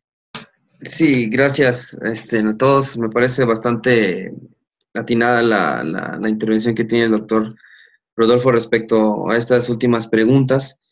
Yo coincidiría totalmente con la idea de, por ejemplo, respecto a la última pregunta, que hay que valorar, bueno, para no usar valorar, bueno, hay que vigilar muy bien el uso que se le da, por ejemplo, a la tecnología, en el sentido de que es cierto, digamos, si bien podría, bueno, lo que habría que hacer es justamente pensar qué tanto la tecnología está permitiendo o no, digamos, desarrollar ciertas habilidades, y eso se imbrica justamente en las consideraciones epistemológicas sobre lo que es pensar algebraicamente, es decir, si yo tengo una postura sobre lo que es pensar algebraicamente, entonces tengo que ver si en esa postura, digamos, el rol de la tecnología juega un papel fundamental en términos de la construcción del conocimiento. Si no, es decir, si no juega un rol fundamental para ciertos aspectos epistemológicos, pues entonces habría que, pues se puede hacer sin la tecnología, ¿no? Yo lo que hice, por ejemplo, igual respecto a esto, revisé algunos de los, igual, compilaciones sobre, y libros, y menciona que ha habido un impacto, efectivamente, en el caso del álgebra, sobre todo, por ejemplo, cuando se usan esos programas del cálculo algebraico sintáctico, de las CAS, y otros mediadores tecnológicos, y menciona que sí ha habido impacto en términos de que mejoran ciertas habilidades, pero que ese impacto, digamos, no es tan significativo como para resolver justamente el problema del desarrollo en general del pensamiento algebraico. Y justamente, como mencionaba, insisto, pues tiene que ver con esas ideas de que pues el álgebra en su totalidad como pensamiento tiene muchas características, tiene muchos tipos de razonamiento, y por lo tanto, claro, creo que hace falta mucha investigación que refleje el hecho que tanto el uso de la tecnología y esos medios digitales pueden permitir abonar hacia el desarrollo de esas habilidades en general. O sea, creo que sí hace falta mucho investigación en este tema. Y en términos de, pues ya cerrar con mi participación, pues sí agradecerles nuevamente por la invitación y por la discusión que se ha suscitado en el espacio, me ha gustado mucho, y justamente el reconocer que también, así como los otros colegas, la idea de cuando decimos, bueno, es que es pensar algebraicamente, pues es una respuesta una pregunta muy compleja porque involucra muchos tipos de aspectos y que, sobre todo, por ejemplo, en términos aterrizables para producir pensamiento algebraico con estudiantes, es una tarea complejísima que depende justamente de posturas teóricas, de posturas sobre lo que es el pensamiento algebraico, qué tanto el rol del símbolo juega o no un papel, digamos, fundamental para desarrollar el pensamiento. Entonces, en general yo coincidiría con los comentarios que han hecho los colegas y pues nada más invitaría a justamente tener una reflexión amplia sobre este hecho de que el álgebra no es un lenguaje, o sea, como tal, sino se ha desarrollado otros, los lenguajes específicos y que también, pues sí responde a distintas necesidades y naturalezas desde el desarrollo de la humanidad en general. Gracias, Luis. La doctora Morfino tuvo que retirarse, pero para ir igual cerrando esta interesante reflexión latinoamericana realmente sobre el álgebra escolar, doctor Mena, entonces toca su turno hacia sus comentarios finales, incluyendo también entonces una reflexión hacia el papel de lo digital en el álgebra escolar. Escuchamos. Listo. ¿Ahora? Perfecto, gracias. Gracias. Bueno, está muy interesante la conversación, por supuesto, y no podré referirme a todo lo que se ha tomado aquí. De hecho, yo quiero ser uno de los primeros que reciba la versión editada para repasar esta conversación tan interesante. Y bueno, yo voy a empezar una cosa muy general y terminaré con una general, pero pasaré por algunas cuestiones más técnicas en general. La matemática ciertamente es un lenguaje. Y el lenguaje de esta matemática, bueno, el lenguaje requiere de un pensamiento deductivo, más bien axiomático, requiere de demostración. Para que se entienda lo que digo después, que no es en contra de esto. Y el lenguaje se aprende, y cuando uno aprendió un lenguaje es cuando lo olvida. Cuando uno, por ejemplo, ahora estamos conversando y no reparamos en el lenguaje, es algo que necesitemos un término específico. Estamos usando el lenguaje como quien conduce un automóvil. Si alguien conduce un automóvil sin saberlo bien, va a chocar, va a tener un accidente. Si está pensando en el proceso, no lo puede hacer. De manera que el lenguaje tiene que ser aprendido, que es algo que es importante. El lenguaje de la matemática se ha vuelto cada vez más algebraico, ya lo dijo Luis con Descartes.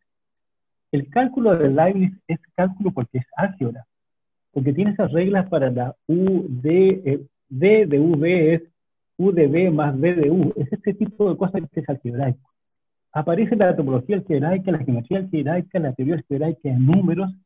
Hay tratados de análisis que se vuelven cada día más algebraicos, variedades diferenciales que se ven como el libro de álgebra abstracta. Y hay en el siglo XIX este proceso bien conocido de la aritmetización del análisis, que justamente trata de evitar el argumento geométrico intuitivo para hacerlo puramente lingüístico numérico. Esto es, el fundamento del análisis, del cálculo, el cálculo infinitesimal, están no en la geometría, ese argumento que uno puede hacer, sino inspirado así en las situaciones geométricas, sino al contrario, en la construcción de los números, la construcción precisa de los números. Todo eso tiene un carácter, bueno, no solamente algebraico, pero bastante algebraico. Y claro, tiene que ver, como se decía antes, recién con la generalización, con la semiosis. Nosotros tomamos semiosis más bien al estilo de Charles Sanders Peirce. También tiene que ver aquí las metáforas como construcciones de conocimiento. Hay una serie de consideraciones que hacer, pero ciertamente resolver ecuaciones es un proceso deductivo. Tanto es así que cuando uno da un paso y no se puede devolver, la solución varía. Se pueden introducir soluciones que son espurias. Son procesos deductivos, son procesos de pensamiento que tienen un lenguaje de comunicación, por supuesto, y en esto de que haya una ruptura o no con la aritmética, nosotros, voy a reiterar un aspecto para precisarlo más, no vemos que esa transición ni siquiera a veces los profesores la hagan completamente, y la historia de la humanidad al respecto ha sido de otra forma, ha sido sin ruptura, sino que con lanzarse al vacío desde donde uno está. Tenía ciertos números, y cuando por ejemplo, Cardano resuelve sus ecuaciones, inventa los números y dice que esto lo tortura un poco, pero en fin, lo hace de todas maneras, y hay este principio de permanencia de las entidades algebraicas que quería decir que si algo era verdadero antes, después será igualmente verdadero. Hay algo de eso en la transición de aritmética a álgebra. Tratamos con símbolos como si fueran números. No es fácil y hay que tener presentes los dominios, como decía, las funciones, en realidad, como dijo Luis, pero es un asunto que es sustantivo. Cambiar a las variables, estamos de acuerdo, a variables incógnitas, como incógnitas mencionó también Verónica, sí, es una cosa importante y es una cosa que está allí. El lenguaje que ocupa el profesor es muy importante en esto. Imagínense usted que tiene un sistema de 3 ecuaciones con 2 incógnitas, cuya representación es de 3 rectas que forman un triángulo. El profesor ha dicho que la solución es allí donde se intersectan. Y por eso que dice el profesor de manera informal, los alumnos piensan que ese sistema tiene 3 soluciones. Claro. Es muy importante que se use el lenguaje con propiedad. Sin embargo, es más importante a nuestro entender que el profesor entienda que el espacio de trabajo que ha construido para su persona no es el que tiene que poner en juego para el alumno, porque entonces le hace aprender o resolver o inspirarse o argumentar de la manera que él argumentaría o ella argumentaría y no como los niños en su etapa que están desarrollándose lo van a hacer naturalmente. Y hay que respetar eso porque si no, no lo permitimos que haga ese camino hacia la transición. Y hay una cosa que es preocupante en este sentido, que hay que tener presente a nuestro parecer, es este prurito de los profesores de que todo tiene que ser calculado. Esto es lo que llama Bourdieu el contrato didáctico que acostumbramos a nuestros alumnos, ¿no? Que, por ejemplo, el profesor dice, mire, hay un pastor que tiene 19 ovejas y 7 cabritas. ¿Qué edad tiene? Entonces los niños dicen, bueno, no lo dice así, lo inventé yo, pero es una cosa que, 2 versiones, una de este tenor. Entonces el niño dice 19 ovejas y 7 cabritas, bueno, 17 por 9, no, 17 por 9 sí es muy viejito, el pastor no puede ser, 17 menos 9, muy chico todavía, dividido menos, entonces hay que sumarlo. Tiene 26 años el pastor, pero lo que estamos diciendo es que el alumno está en una clase, en un aula, en que el profesor le exige calcular, y en la álgebra le exige calcular. No pensar en los problemas, sino que calcular. Y eso nos parece que no es lo más apropiado para el aprendizaje. Además de eso, una cosa importante es que haya suficiente uso de representaciones. Que realmente lo que ocurre es que, por ejemplo, uno tiene una persona, un alumno que resuelve ecuaciones y después resuelve ecuaciones, obtiene algunos puntos y cree que son la solución de la ecuación y no son de la inecuación. Entonces eso nos lleva, ya estoy, digamos, enfocando esto hacia la cuarta pregunta, Okay. que es el asunto siguiente. Los profesores estamos acostumbrados que todo tiene que ser argumentado para que se entienda y que se convenza uno.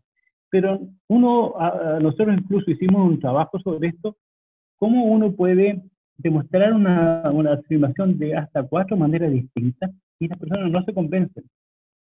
Esto del famoso, por ejemplo, de 0,9 periódicos, si es igual o no a 1. Y las personas siguen pensando así, los niños dicen, bueno, pensaban que era falso, que el 0,9 periódico, por ejemplo, es menor que 1, y uno ha hecho hasta las 4 demostraciones, y los niños, aunque sean universitarios, dicen que no, que es menor. 0,9 periódico es menor que 1. Y si pensaban, y los niños a veces cuando algo le parece que es verdadero, uno lo demuestra, y dice, bueno, pero ¿para qué lo demuestra? Ya sabemos que es verdadero. Entonces hay una cosa allí que es algo que es fundamental de la matemática, que hay que hacer demostraciones, hay que hacer argumentaciones al menos, depende de las edades, pero pensar de que eso lo va a convencer a un niño es una cosa distinta. Son ciertas cosas con las cuales uno trabaja, pero que no tienen sustento, digamos, en la investigación. Y el álgebra como lenguaje para lo que algún día pueda ocuparse, parece que esa etapa ya pasó. Porque ahora las máquinas son más eficientes. Antiguamente un curso de cálculo terminaba que uno, cuando yo era joven, entonces que no estuvieron en ese periodo, el curso de cálculo terminaba en que uno dibujaba una curva. Pero ahora uno pone la fórmula y la curva está dibujada en una fracción de segundo. Entonces el problema tendría que ser otro los que ponemos. Y entonces en ese sentido, la operatoria con álgebra, con números y con variables, etcétera, y es importante, que hay que aprender, no tiene el mismo sentido de que hay que estar factorizando trinomios de cúbicos y qué sé yo, que es una pérdida de tiempo para un niño que tiene cosas que hacer. Y eso, y voy a la última parte entonces ahora, lo más breve posible, pero que es una cosa muy general, creo yo, al menos, y otras personas creo que también creen, y esto es general lo de las computadoras en la la tecnología digital en la educación de una manera muy distinta. Porque muchas veces nos preguntamos si la imprenta es tan importante como los computadores, y en esas discusiones habituales se hierra el punto. Los antropólogos distinguen en etapas, eras antropológicas, que no son las eras de la historia, sino que antropológicas y tienen que ver con ciertas cosas muy profundas que pasan. Por ejemplo, la manera en que uno hace trabajar al cerebro. En la primera etapa, mimética, que algunas veces distinguen de dos, una mimética con señalamiento nomás y otra con representación, en esa etapa el cerebro trabaja de una manera. Cuando aparece el aula, no es solamente el aparato foniátrico el que tiene que trabajar más, sino que la capacidad que uno tiene como ser humano, sino que es el cerebro que tiene que aprender de otra manera. Y en ese momento, cuando aparece el aula, los conocimientos y sus interpretaciones se pueden comunicar. Y luego aparece la escritura, y nuevamente el cerebro trabaja distinto, pero allí los hechos y lo que significan están fuera de los cerebros. Están afuera, entonces uno no depende tanto de los otros. Esto es una cosa este tiene un punto muy democrático de equidad, de igualdad entre las personas, entre los seres humanos. El momento que aparece la escritura, ya la memoria, de tener tantas cosas de memoria, ya es un poco anticuado. Y eso hace mucho tiempo, pero no lo logramos integrar. Entonces, uno puede pensar en las tecnologías digitales como que uno va, una parte de lo que está pasando es que uno va, por ejemplo, a un almacén antiguo, a un negocio, no sé cómo lo llamarán ustedes, emporio o almacén, en que uno va y espera que el dependiente lo atienda. Y espera que le dé un producto que uno tiene que pedir por favor y tal vez no lo van a dar, qué sé yo. Cuando uno va a un supermercado, uno elige lo que quiere y encuentra cosas que no había pensado y se entusiasma con cosas que no debería tal vez, pero la situación es muy distinta. Uno no depende de alguien, no depende del brujo de la tribu, no depende del profesor, sino que está más libre. Pero tiene un problema muy grave, que es que no sabe qué elegir. Y eso es un problema que proponen los computadores serio. Pero me interesa todavía decir una cosa un poco distinta, y con eso estoy más bien cerrando ya, y es lo siguiente. La educación, por supuesto, no tiene que ver solamente con el empleo, pero desde la mitad del año pasado hasta 2022, los procesos de automatización van a eliminar 75 millones de trabajos de seres humanos. Eso significa como las poblaciones de Reino Unido y Portugal. Pero en el mismo periodo van a agregarse 133 millones de trabajos nuevos, y 136 millones de seres humanos son como la población de Japón y Dinamarca, juntos. Bastante más. Esto lo dice el Foro Económico Mundial.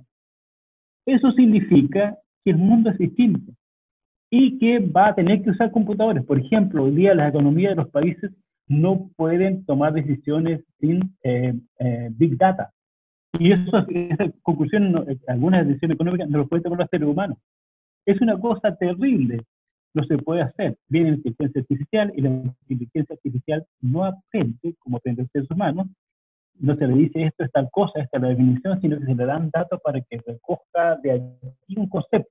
Y hay que tener cuidado de alimentarla de modo que esa información que recibe no sea sesgada. Y eso hace que, por ejemplo, un problema científico que antiguamente era, primero me pregunto, después busco los datos, ahora los datos muestran que hay un problema que uno puede estudiar. Por ejemplo, los datos que dicen relación con el hecho de que hay justamente empleos que se están desapareciendo. Y eso de las curvas de las grandes motores, las muestran y dicen, ¿qué está pasando aquí? Y uno se da cuenta que está ocurriendo algo que no había pensado. Desde ese punto de vista, lo que estoy diciendo como una cosa muy general, ¿qué pasa con un computador respecto de